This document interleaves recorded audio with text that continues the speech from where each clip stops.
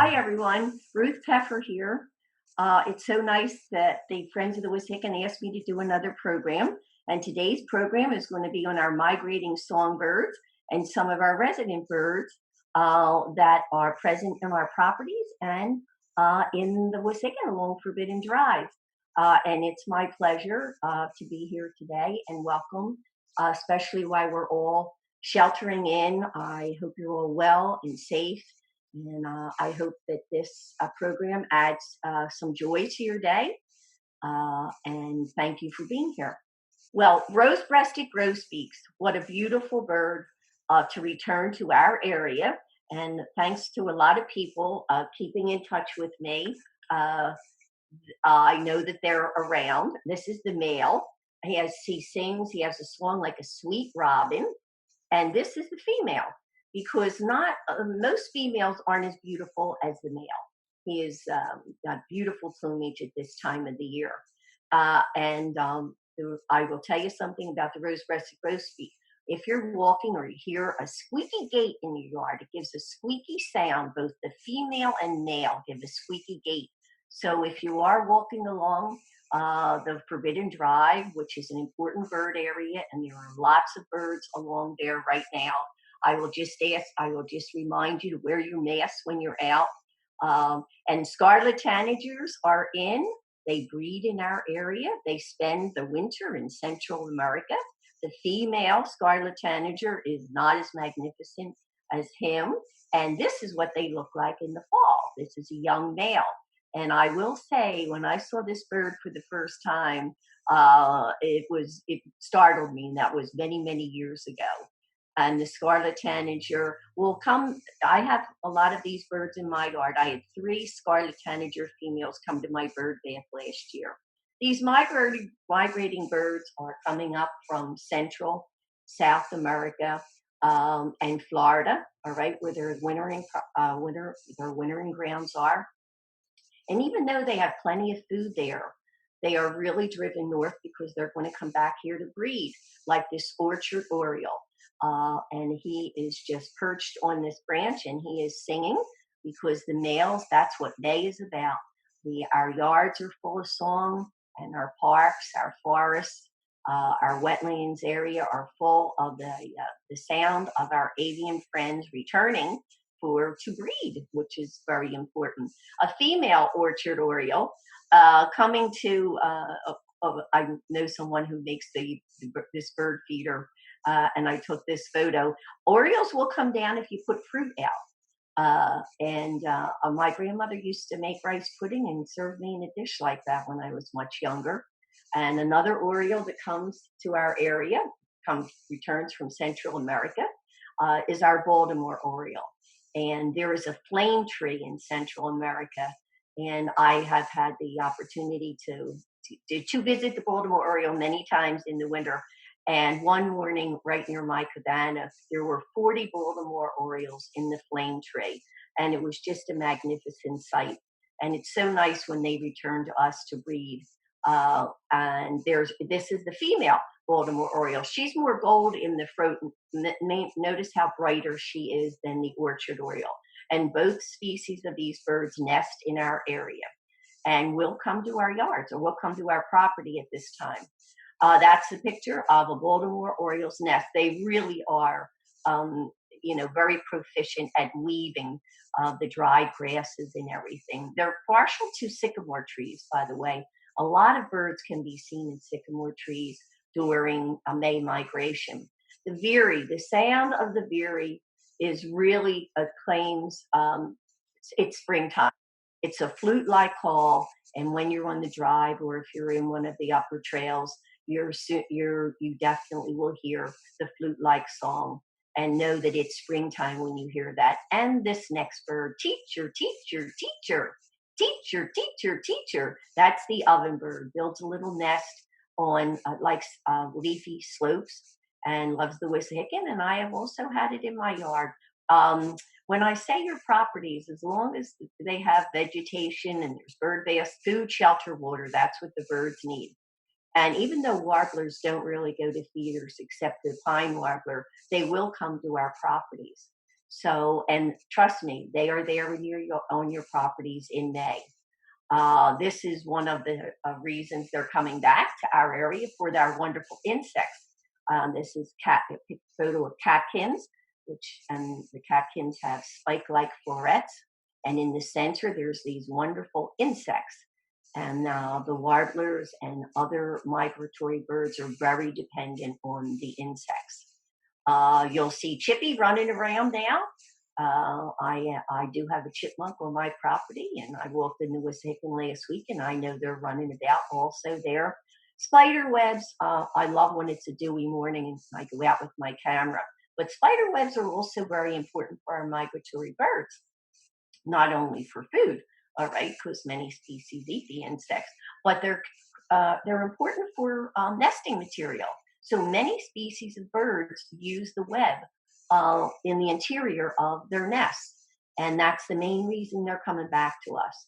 Indigo bunting. This bird says fire, fire, here, here, where, is partial to meadows. That's where it breeds. And will come to the yard for feeders.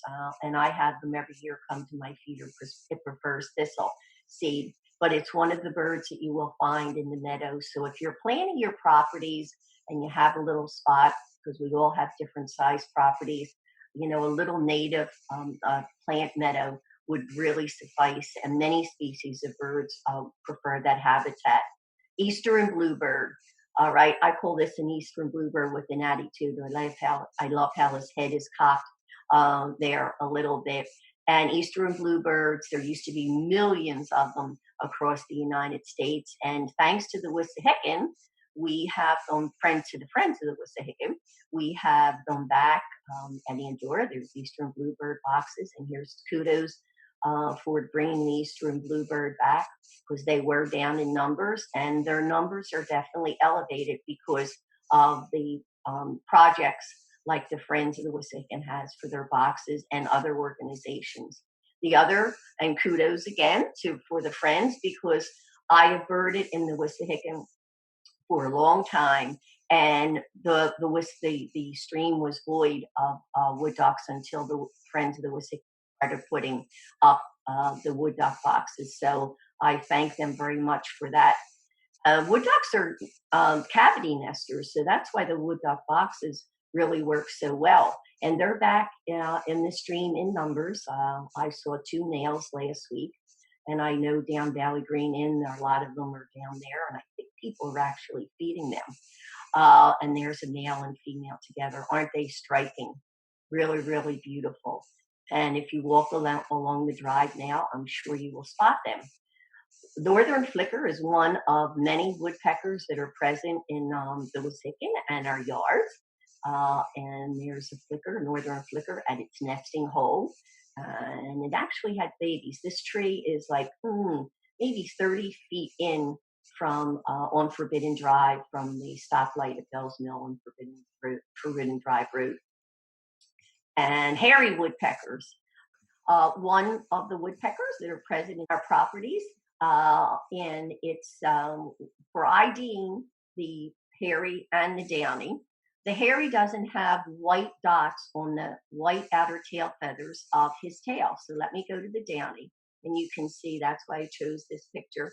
This is the downy female woodpecker, and notice the smaller bill and the white spots on the white outer tail feathers. And the downy's also smaller. And the downy will be friendlier. The hairy's a shyer woodpecker, doesn't really tolerate us watching it too long. The red-bellied woodpecker, I took this photo at Houston Meadow, by the way, can be found in the woods, in fields, multiple habitats. And it gives a here, here, here sound.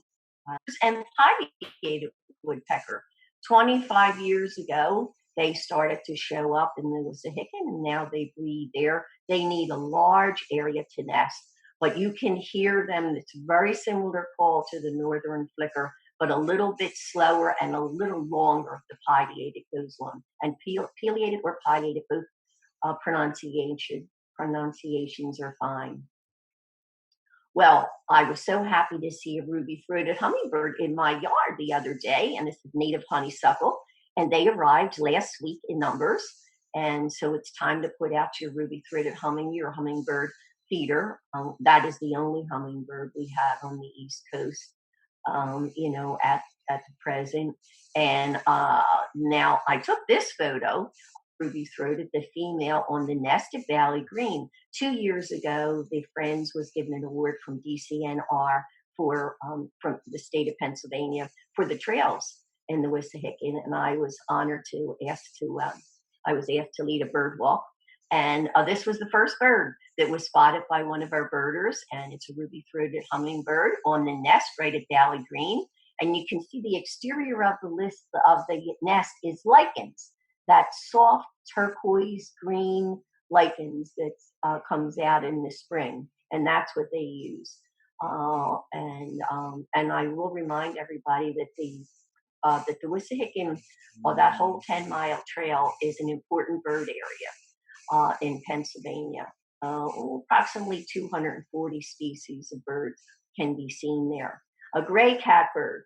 Well, I am sure that many of you have this on in your properties.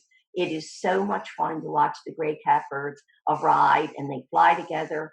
They build their nest together in sync. They fly away for nesting material, they bring it back, put it in the nest together, and then fly away again. And the first week or so, you will see them continuously in the yard until they take turns sitting on the nest. It's fun. And the northern cardinal, I put this in there because really birds have a lot of things that they have to tend to. Besides, now the cardinal is a resident bird, and they paired off at the end of February into the first week in March. They were already pairing off in our area. So that's one of our new, really early nesters in our area. The cedar waxwings, it's a bird that most people love to see. Uh, and I have native holly, and I have other hollies. And this year I planted serviceberry. And you can see the cedar waxwings along, Forbidden Drive or at Houston Meadow. And I'd like to say again about native trees, native willows, oak trees, river birch, gray birch are all good trees to attract birds. Beech trees and sycamores, and planting trees, of course, is a wonderful idea. We all need that. Climate change. That's where I brought the trees in to touch base on the importance of trees. And we all need to plant as many as we can. The Blackburnian warbler is one of the warblers that is threatened. Its wintering grounds are down in the Amazon rainforest, but its breeding grounds are up in the boreal forest, way north of here. And because of climate change and the delay that the weather causes these birds, they're arriving late up there, and further north, the leaves are coming out 2 weeks earlier. And so they're not getting the quality of insects that they do, making the Wissahickon really, really much more important area because of climate change. And our backyards are equally important for anything you put out there. So if you're planting plant native, that's really important for our birds. And here's another photo. Is that not? You can call them flame throat. However, there is a tanager named flame throat down in Central America. Cape May warblers. I put this in because my friend Sharon Meeker's been birding the last couple days, and she has seen two of them. So if anybody's going to venture out or be on the lookout in your yards or venture along the drive, look for the Cape May warbler. It's stunning. You can see this bird in Florida in the wintertime, and they're not plentiful, so it's a treat whenever you see any of our songbirds. Zoo zee zee zee zee, zoo zee zee zee zee, a black-throated green warbler, one of my favorites. Well, they're on their way up to Maine and Canada, but they stop here and feed in our area, and it's always a treat to see them, one of our northern species. Black and white warbler, weetsy, weetsy, weetsy, a bird that returns here and breeds here. And the black and white is one of the few warblers that can raise two broods. And you can see this along the drive or along one of the upper trails. Bay-breasted warbler. They seem to be increasing in numbers. I've been seeing them in the last few years, and for a while you saw them infrequently. And look at those colors, and not have the apparatus to duplicate to mimic their call, I should say, not duplicate. Yellow-throated warbler is a southern species that's moving in to Pennsylvania. They would be south of here, and I see them now in Pennsylvania, and they're really strikingly beautiful and has a beautiful song. And I put that in along with the prothonotary warbler. Prothonotary warbler says sweet, sweet, sweet, sweet, doesn't go up or down. Sweet, sweet, sweet, sweet. And I've seen that in the Wissahickon and other places in the area. So be on the lookout. They will be near water, and they're a cavity nester. So if you do observe them, you might see them investigating holes, all right, cavities, so they can breed in there. Another bird that's one of our migrants is the black-billed cuckoo.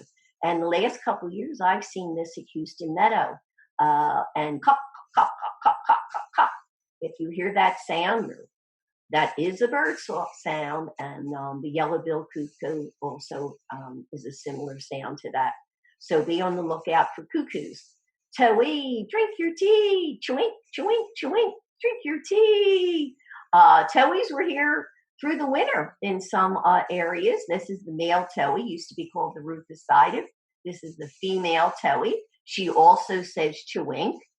He's the one who sings the song, and you can hear him drink your tea. And he likes to perch on the top of a tree, most frequently, or in vines. And he's not, even though he's so striking, his plumage is striking, he's not that easy to see all the time. Flycatchers are also returning their southern grounds. This is the great crested flycatcher.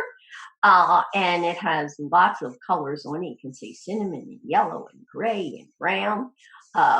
And some cinnamon on the wing. And that bird, when you're walking, meandering along, looking for birds, it says creep, creep, creep. And it's also a cavity nester. And I've been able to find a few of their cavities through the years in the Wissahickon.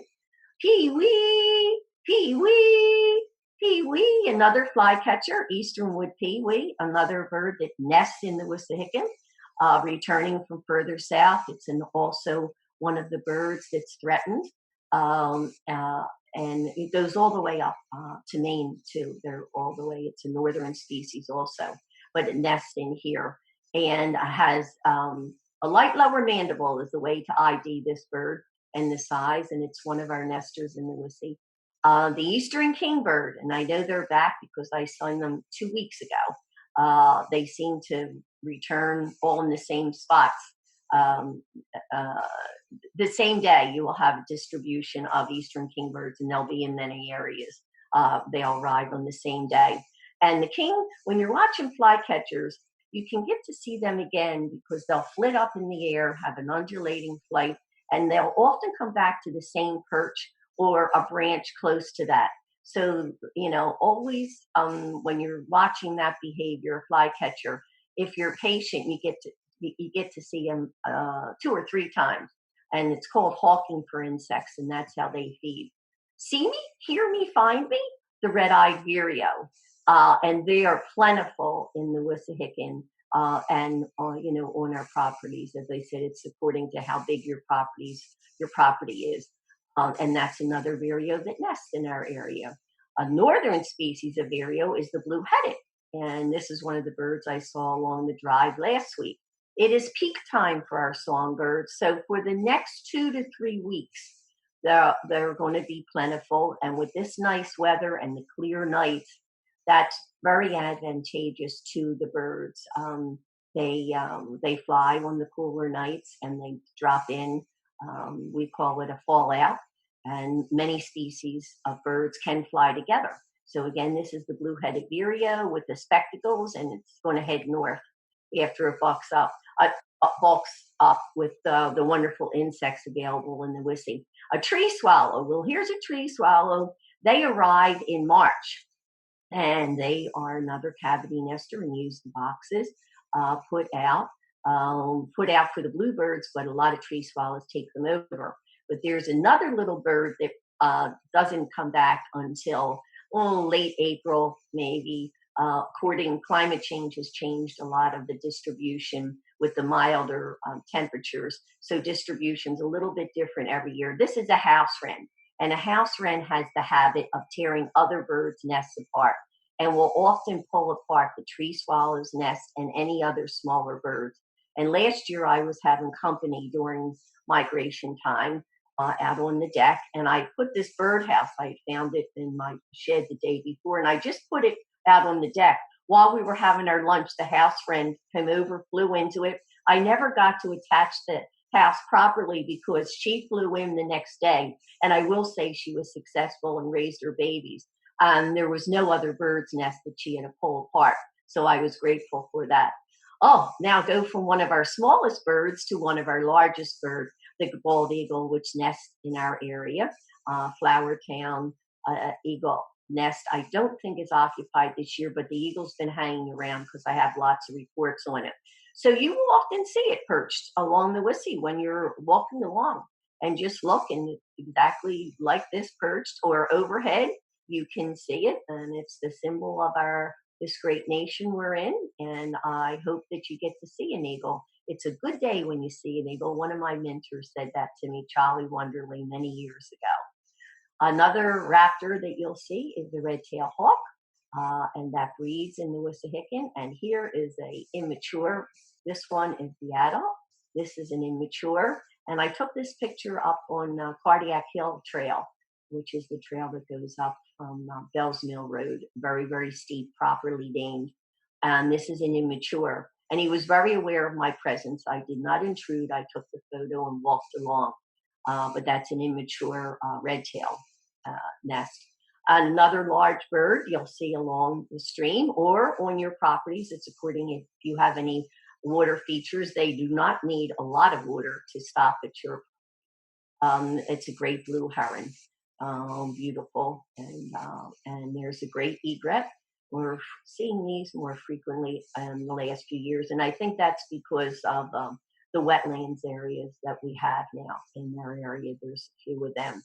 And always stop to look at the butterflies. I look at everything in nature, eastern tiger swallowtail butterfly, because I've seen 3 or 4 butterflies already this season, so they're out early. Pleased to meet you, Miss Beecher. Pleased to meet you, Miss Beecher. Chestnut-sided warbler. Isn't he beautiful with that gold cap and that long narrow stripe going down, the chestnut on the sides? In the 1980s, the Academy of Natural Sciences did a breeding birds service, a breeding bird atlas survey that took 5 years, and I was one of the participants. But they chose this bird to be on the cover of that book, and it's wonderful. A black-throated blue warbler. I am lazy. And I know that this bird was in because another friend, Diane, called me yesterday and was happy to report she had it at her feeders. All right, and Seabit say is the Nashville warbler. And thanks to the friends putting in Houston Meadow, this bird has made a comeback in the Wissahickon because you can see it in the meadow or down along Forbidden Drive. And it's kind of a hedgerow bird. It's at the edge of fields or the edge of woods, and which is where those places that I saw it. Weedio. One of my favorite mentors was this was her favorite bird, and we call this Maggie. It's a magnolia warbler.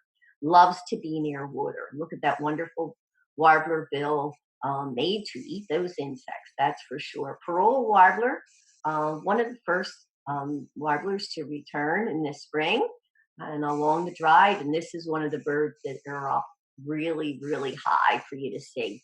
Has a wonderful trill to its song and a buzz. And that's what the Wissahickon can be alive with the song right now. A female parola that I did get low, and it looks like I brushed her feathers. And it says, isn't she a sweetheart? 4.5 inches. And they breed all the way up to Maine, by the way, and they winter in Central America. A Cooper's hawk.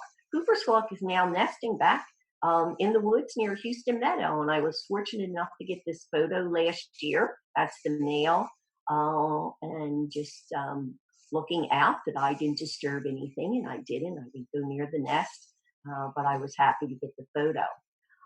Ruby-throated hummingbird, standing guard at my honeysuckle. She can get exhausted during the day because she will not allow another hummingbird or any other bird to come to the plant, and it's huge, by the way. And I just love this photo of her. So I wish for all of you a wonderful day, and hopefully you'll sight in your yard, or if you get out to the Wissy, a walk, and I hope you make a beautiful sighting like the scarlet tanager or any of our avian friends, and just appreciate all they go through to get back to our properties.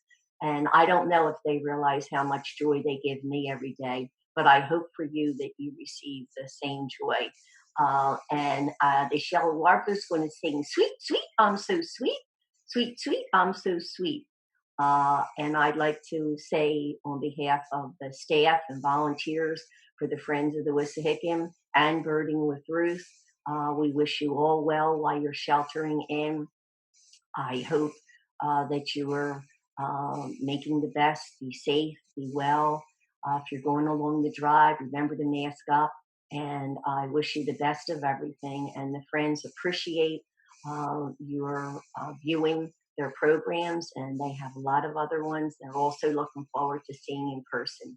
Take care, everyone. Be safe. Ruth Pfeffer signing off. Bye.